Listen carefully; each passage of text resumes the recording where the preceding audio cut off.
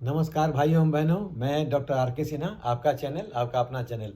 भाइयों एवं बहनों, हंसने से अच्छी कोई दवा नहीं है और हंसाने से अच्छा कोई उपचार नहीं है।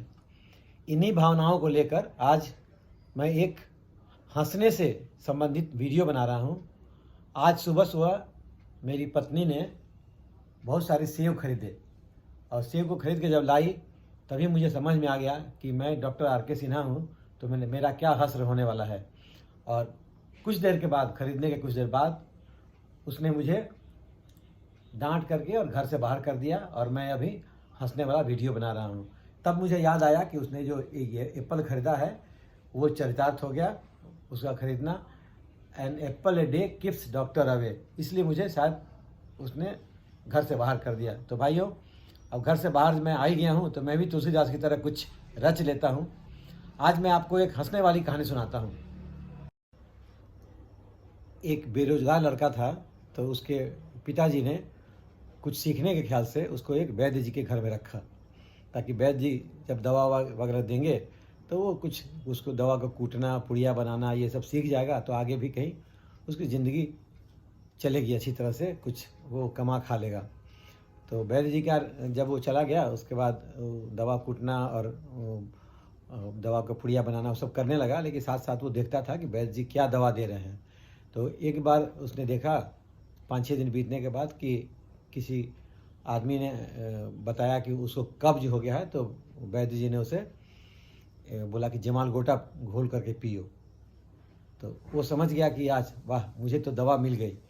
उसके बाद वो वैद्य जी की नौकरी छोड़ दिया और अपनी एक दुकान खोल लिया कि अब तो जो है सो बस मैं सब सीख गया। उसके बाद सबसे पहले एक आदमी आया, तो उसने पूछा कि बताओ क्या प्रॉब्लम है तुमको। तो उसने बोला कि भाई साहब, वैद्य जी, मेरा गधा जो है खो गया है, वो गधा को खोजना है। तो बोला कोई बात नहीं, ये लो, जवान गोटा दिया उसको, बोला कि इसको घोल करके पी जाओ। वो आदमी जवान गोटा को घोल करके पी गया और पीने के बाद शाम में जब घर में वो बैठा हुआ था तो उसको लगा कि मुझे फिर से मुझे जाना है टॉयलेट के लिए। तो वो एक बार टॉयलेट के लिए किसी के खेत में गया, दूसरी बार फिर उसको उसके पेट में गुड़गुड़ गुड़गुड़ हुआ, फिर दोबारा गया। तो इस बार सोचा कि एक ही खेत में जाऊंगा तो मैं मार खा जाऊंगा। दूसरी बार वो सामने उत्तर गया था तो फिर दक्षिणी खेत में गया। तीसरी बार वो फिर पूरब के खेत में गया, चौथी बार पश्चिम के खेत में गया। ये 4-5 बार जाने के दौरान उसे उसका गधा दिख गया, गधा मिल गया। उसके बाद वो वैद्य जी की जय जयकार करता हुआ आ गया कि ये वैद्य जी बहुत अच्छे हैं, बहुत बढ़िया हैं और मेरा तो उन्होंने काम कर दिया। अब पूरे गांव में इसकी चर्चा फैल गई कि बारे वैद्य जी तो बहुत नामी वैद्य जी हैं, सारा काम कर देते हैं। ऐसे होते होते एक जैसे गांव में होता है ना कि नाम हो गया। बहुत समय बीत गया। एक बार तो उस राज्य के राजा जो थे उनके ऊपर पड़ोसी राज्य ने चढ़ाई करने की धमकी दी। तो उस समय राजा ने उनसे पूछा, जाकर के वैद्य जी को बोला कि वैद्य जी कोई उपाय बताइए कि हम लोग जीत जाएं। तो वैद्य जी बोले बस मेरे पास एक दवा है, इसको खिलाओ, सब सिपाही लोगों को खिलाओ और सिपाही लोग जो है उसके बाद से एकदम जीत जाएंगे। और जमाल गोटा दे दिया। अब राजा के पास 10,000 सिपाही थे और राजा ने सबको जमाल गोटा खिला दिया।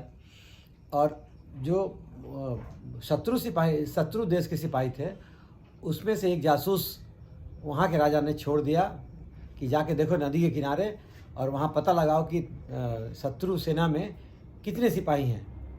अभी सुबह सुबह शत्रु सेना का जो जासूस था वो छिप कर देखने लगा कि सिपाही कितने हैं। उसको काउंट करने का एक ही तरीका था कि सुबह सुबह जब शौच के लिए जब सिपाही लोग जाने लगे तो उसने काउंट किया कि 10,000 सिपाही एक साथ शौच के लिए जब आए, तो उसने काउंट कर लिया 10,000।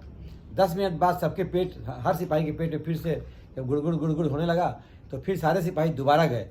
इसने काउंट किया 20,000।